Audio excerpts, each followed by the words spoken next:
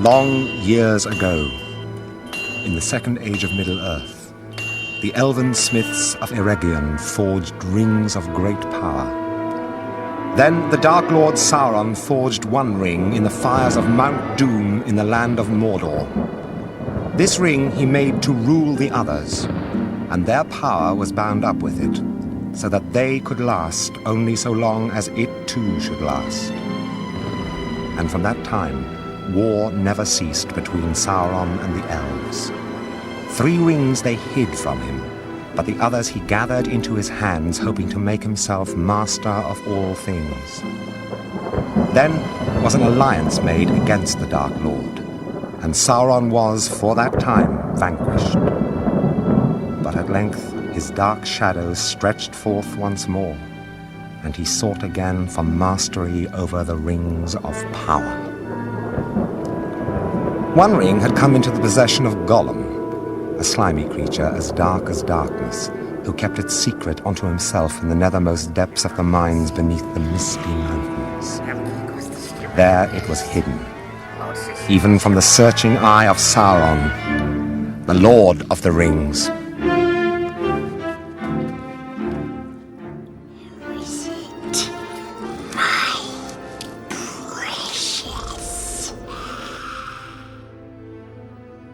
One ring to rule them all, one ring to find them, one ring to bring them all, and in the darkness bind them.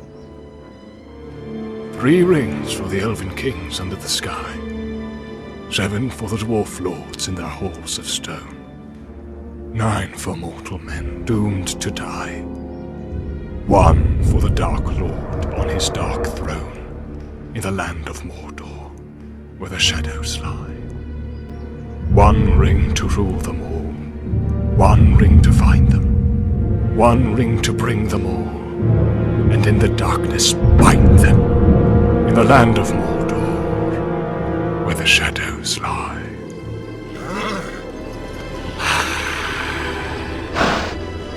Where is Baggins?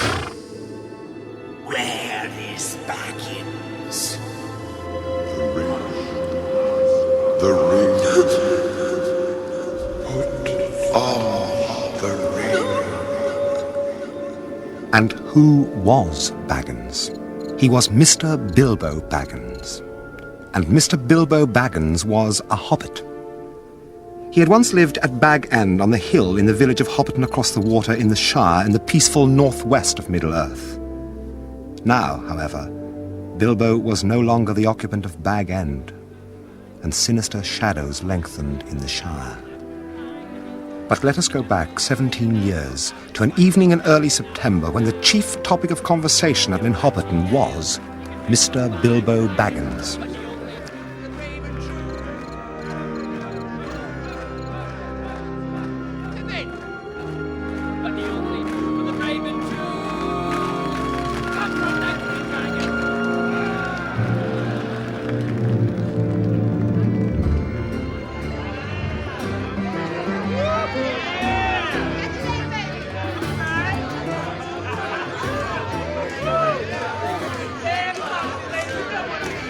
Well, really, Tom Cotton, I'm surprised at you. I hope you don't think that you can woo a hobbit girl that way.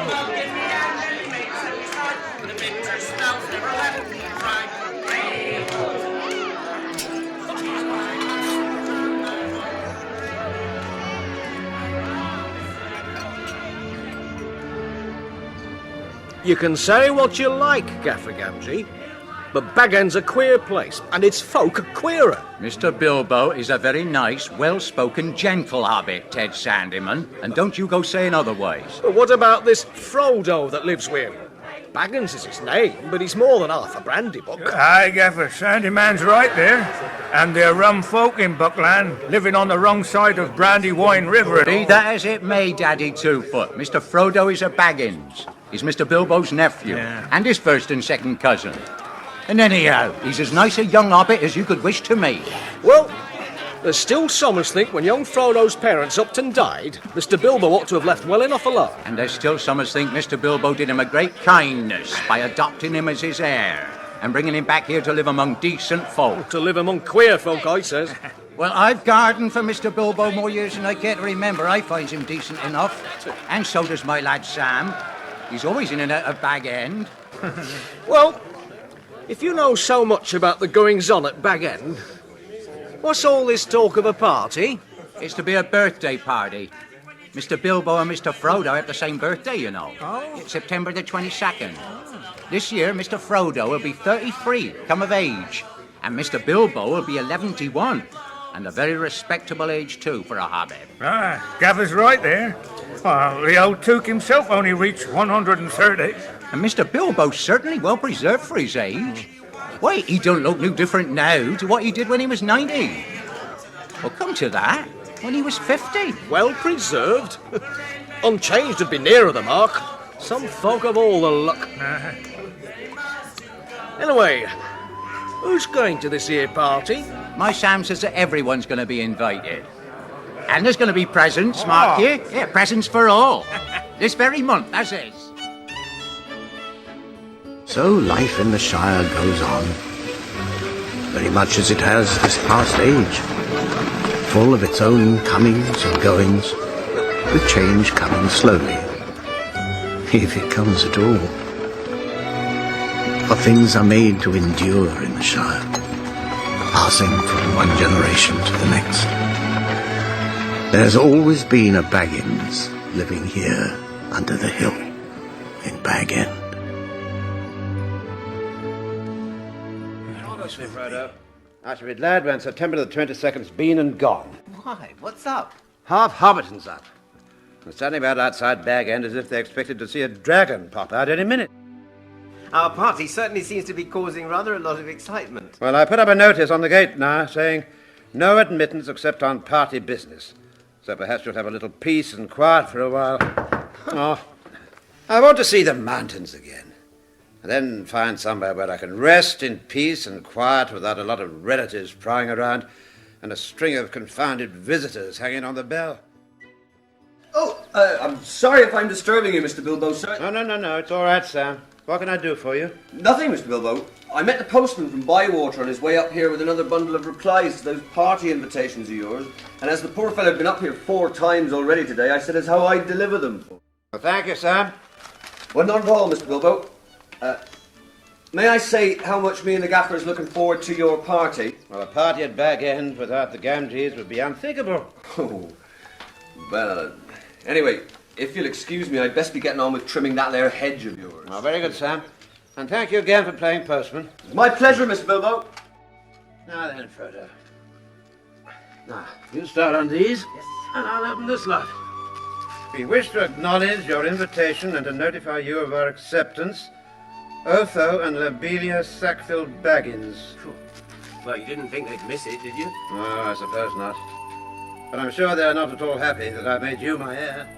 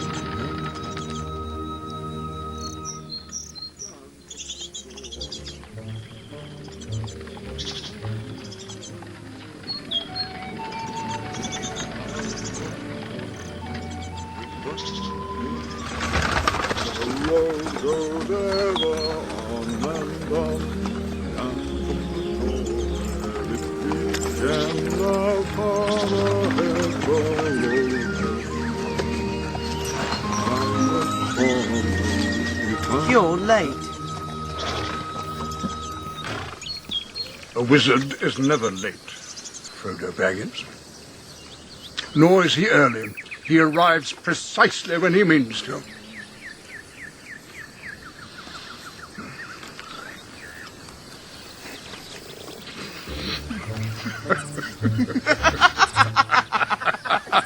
It's wonderful to see you, Gandalf.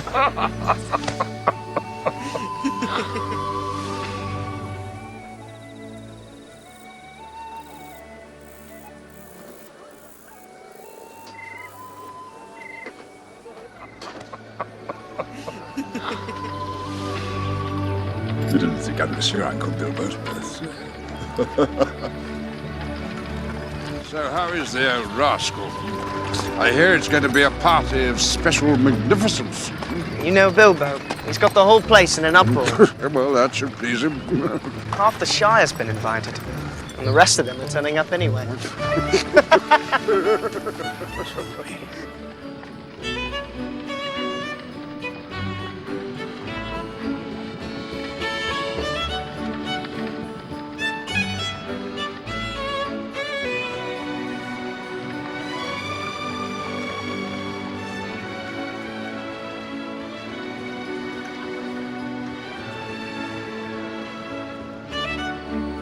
To tell you the truth, Bilbo's been a bit odd lately. I mean, more than usual. He's taken to locking himself in his study. He spends hours and hours poring over old maps when he thinks I'm not looking.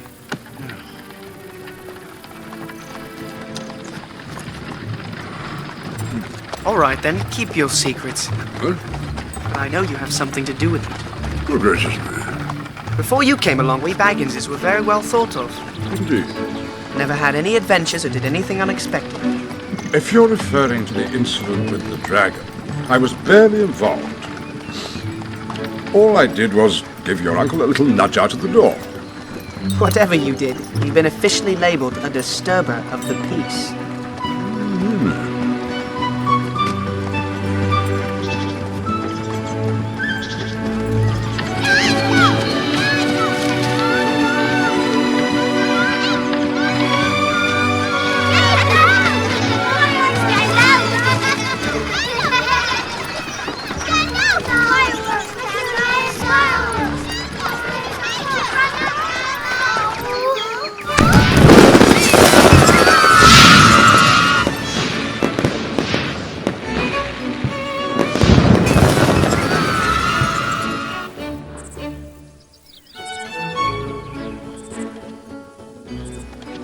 Gandalf, I'm glad you're back.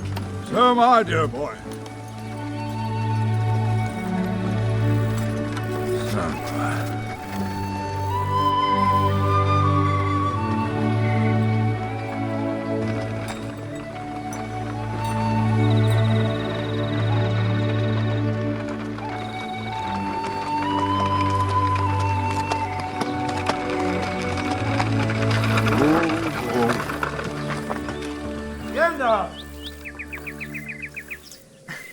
My lad said, "Troll, this bone I stole. But what be bones that lie in a hole? Thy uncle was dead as a lump o' lead. Afore I found his chin bone. Come in. Tin bone." Well, Mr. Baggins, you needn't look so surprised. But what on earth have you got in that cart? Fireworks? Well, surely you weren't planning a party without fireworks? My word, it's a good many years since any of Gandalf's fireworks were seen in the Shire. Well, wizards have more important business to attend to than making elf fountains and goblin barkers for the entertainment of hobbits. Well, I must say, your garden's looking very bright. Yes, Sam and his father keep it well for me, and I'm very fond of it, and of all the dear old Shire. But I think I need a holiday. Oh, you mean to go on with your plan, then? I do. I made up my mind months ago, and I haven't changed it. Oh, very well. It's no good saying any more. Stick to your plan, your whole plan, mind, and I hope it'll turn out for the best for you. Well, I hope so. And for Anyway, all of us. I mean to enjoy myself on Thursday. Have my little joke. Who'll laugh, I wonder? We shall see. Eventually, after much excitement, Thursday, September the 22nd, actually came. Truly, the finest weed in the South Valley. There's no pipeweed to compare with that of the Shire. I've missed it. Which is pleasant. As to news, well, that, for the moment, must wait. Gandalf, my old friend, this will be a night to remember.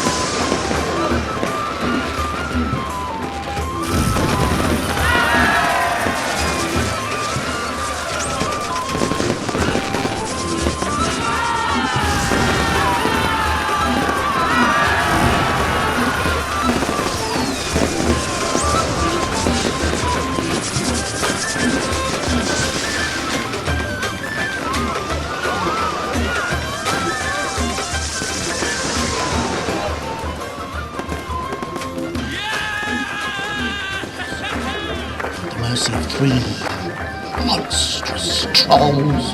And they were all arguing amongst themselves about how they were going to cook us, whether it be turned on a spit or whether they should sit on us one by one and squash us into chili. God, they spent so much time arguing the weather-twos and the wifeholes that the sun's first light crept over the top of the trees and turned them all to stone.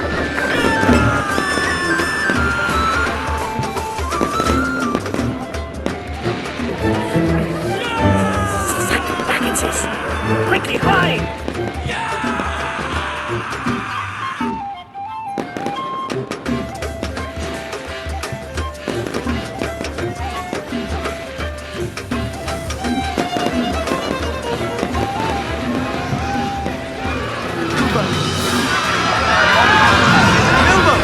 Watch out for the dragon! Dragon? No, certainly the dragon in these parts for 1,000 years.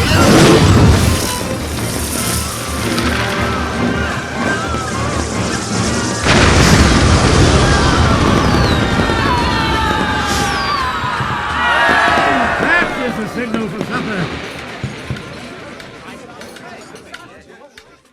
My dear people. Oh dear, I think Bilbo's about to make a speech. My dear Bagginses and Boffins. And my dear Tooks and Bradley Bucks and Grubbs and Chubbs. Yes. And Burrowses and Hornblowers. Bolgers, Bracegirdles, Goodbodies. Brockhouses. Oh, yes. And Proudfoots. Proud feet! Proudfoots! Also, my good Sackville Bagginses, that I welcome back at last to Bag End. Thank you. Now, while you're filling up the corners, as we hobbits put it, I hope you'll permit me a few words. Today is my 111th birthday. I'm 111 today. And I hope you're all enjoying yourselves as much as I am.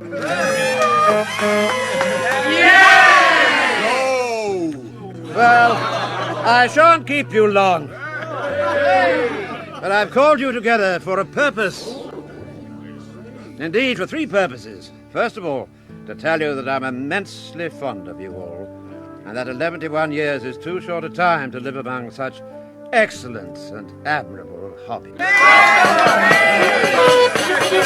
I don't know half of you as well as I should like, and I like less than half of you as well as you deserve. And secondly, I've called you all together to celebrate my birthday. Or I should say our birthday, for it is, of course, also the birthday of my nephew and heir, Frodo. He comes of age and comes into his inheritance today. Did you hear that, Elko? What does he mean, inheritance? I don't know, Lobelia, but I don't like the sound of it at all. Together, our years total 144. Your numbers were chosen to fit this remarkable total. One gross, if I may use the expression. One gross indeed. Nasty, vulgar expression. Thirdly and finally, I wish to make an announcement. I regret to announce that although, as I said, 71 years is far too short a time to spend among you. This is the end.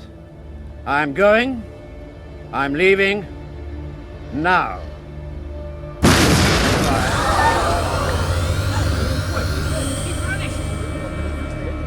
How did he do it? How extremely bad-mannered.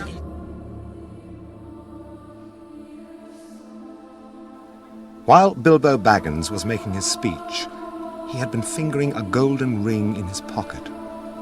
The very ring that Gollum had once possessed and lost. And as he said goodbye, he slipped it on his finger, vanished, and was never seen by any Hobbit in Hobbiton again.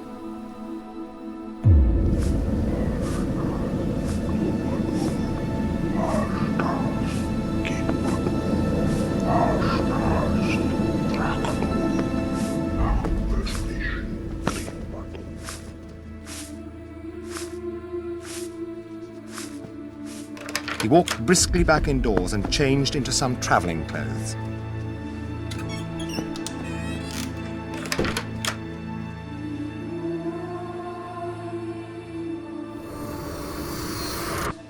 Ah, Gandalf. I wonder if you'd come to see me off. I'm glad to find you visible, Bilbo. Oh. I suppose you feel that everything has gone off splendidly and according to plan? Well, yes, I do. Though that last firework was rather surprising. It quite startled me. A little addition of your own, I suppose. It was. You wisely kept that ring secret all these years, and it seemed to me necessary to give your guests something else that would seem to explain your sudden vanishment. You're an interfering old busybody, and I expect you know best, as usual. I do, when I know anything. But I don't feel too sure about this whole affair. Are you going any further with it? Yes, I am. I feel I need a holiday, a very long holiday. Probably a permanent holiday.